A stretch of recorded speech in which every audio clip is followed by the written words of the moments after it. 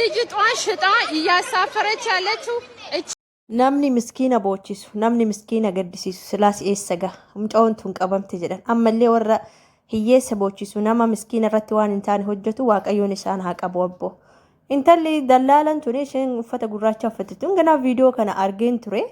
amma immoo qabamtee jedhaa jiran akkam namatti tola yeroo hundayyuu namni waan hin taane namarra hojjetu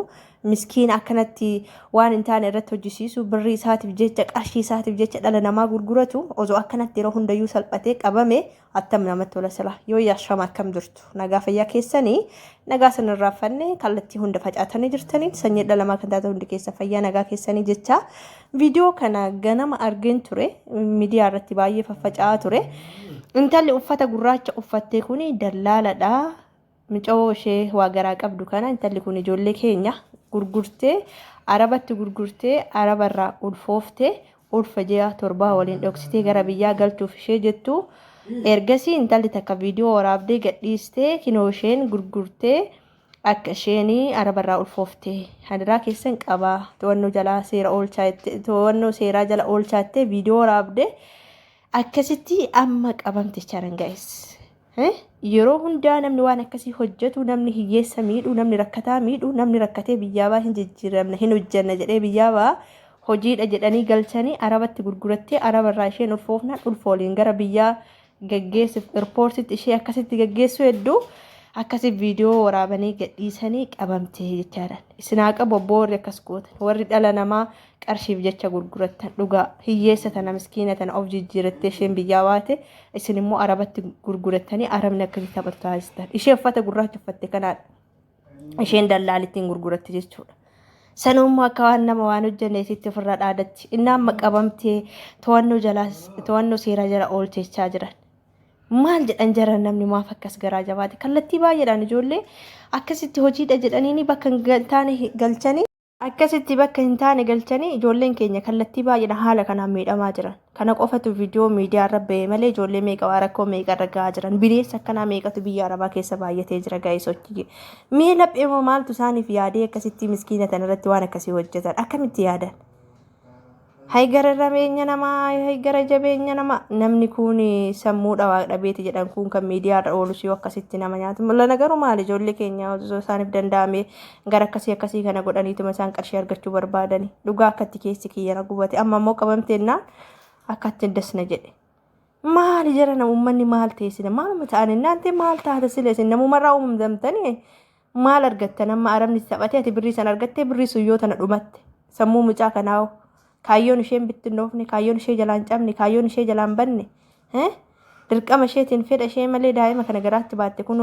maal wanti itti amantu sun akkamna godhattee yaaddu wantumti ati itti amantu sun mukattis amanii agaattis amanii namni amantaa qabu waan akkasiin hojjetu si jammari cubbuudhan jettu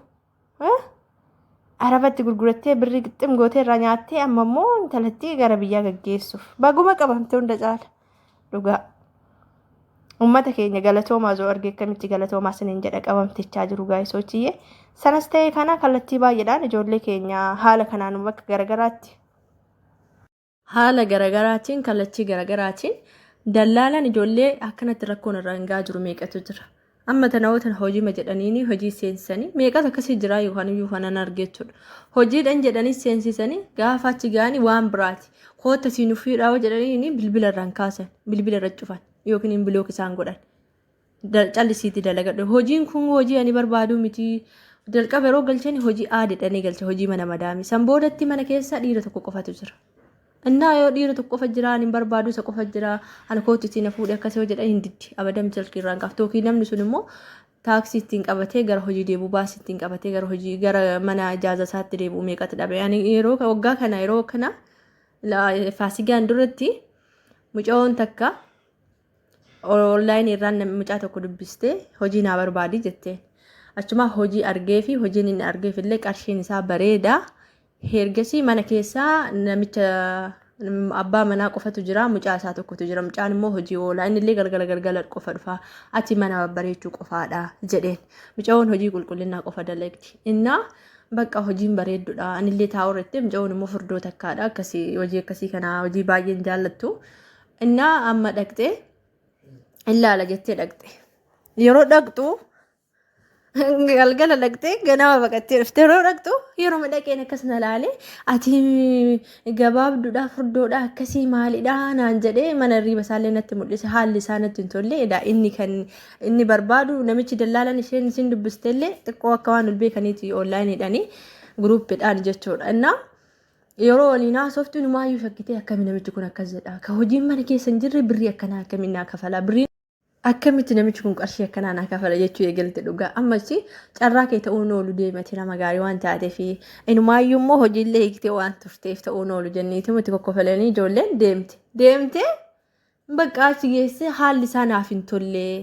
haalli isaa natti hin tolle dhufeefa harka faana qaqqaba akkasitti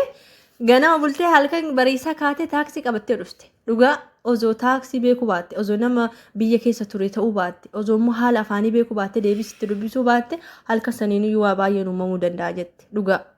argisanii hojii dhadhanii seensisanii hojii akkasiiti yeroo tokko hojiin qarshiidhaanillee qarshiin gaariidha jedhanii seenan waan akkasii nama mudachuu danda'a dhugaa osoo mucaasuni ani maal jedhe ati waan afaan beektuuf ati waan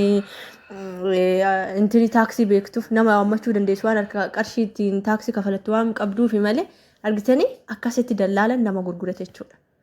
Waliigalee aniin barbaada dubartii amala qabeettii barbaada hojiin ittiin baay'atu nyaata kiyyaa fi nyaata mucaa kiyyaati ani ala oolaa mucaan kiyyallee hojii oolaa haati biran jirtu haadhaan adda baanii jiru. Haati biyya biraa jirti bakka manuma keessatti nyaata babbareechuudhaan uffata kiyya naa miicuudha kanuma jedheen akkamitti kan mana keessa dubartiin hin jirre deemta jedhaniin ijoolleen kaawwan garuu immoo tokko maatiin wanta rakkoo hin qabu isaan ergaa oolanii jettee deemte ishee. Yoo deemtu ajjireen abbaatee kanatti daasheen kan qarshiin illee guddaadha argitanii gaafa waan akkasii kan immoo qarshii guddaa isin kaffalanii ani geenyaan haalli isaa natti hin tolle waan biraa barbaadaa dhufee harkaan na tuttuquu eegale galgalumaan dhaqeeni achumaan galgalatti ganamatti halkan kaatee bakkuma isaan rafanitti balbala banatti illee jette kaasaan sochi turanii akkasii argitanii akkasitti dallaalan nama gurgurata gaayisoochi kanarraatu nifaa dhugaa akkatti na aarsitee keessi kiyya na gubate amma qabamtichaaran akkasitti sinaa qabu warri dhiiga namaatitti taphattan dhugaa warri sammuu namaa duuchitan intalli kun karoora meeqa qabdi yoo tan akkana gootan qarshiif jecha akkaan